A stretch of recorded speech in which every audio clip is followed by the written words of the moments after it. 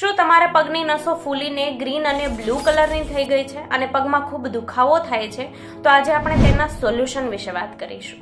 હવે આ વેરિકોઝ વેઇનની તકલીફ થાય છે શેના માટે? તો આપણા પગમાં જે સ્પીડમાં બ્લડ નીચેની તરફ જાય છે તે જ સ્પીડમાં બ્લડ પાછું ઉપર નથી આવી શકતું, એટલા માટે આપણી નસો ફૂલી જાય છે, ગ્રીન અને બ્લુ કલરની થઈ જાય છે અને પગમાં દુખાવો, ખાલી ચડવી, પછી બેસવામાં, ઊભું થવામાં તકલીફો થવી, આવી બધી તકલીફ થાય છે. હવે તેના સોલ્યુશન વિશે વાત કરીએ તો તમારે તેલની માલિશ કરવાની છે. તેલની માલિશ નીચેથી ઉપરની તરફ કરવાની છે અને તેલની માલિશ કર્યા બાદ ગરમ શેક કરવાનું છે અને રોજે સાંજે સૂતી વખતે 2 કલાક તમારા પગની નીચે 2 થી 3 ઓશિકા રાખવાના છે, જેનાથી તમારા પગ ઊંચા રહેશે અને બ્લડનો ફ્લો વ્યવસ્થિત થશે. રેગ્યુલર આ બાબતોને ફોલો કરવાથી તમારા વેરિકોઝ વેઇનની તકલીફમાં જરૂર આરામ મળશે.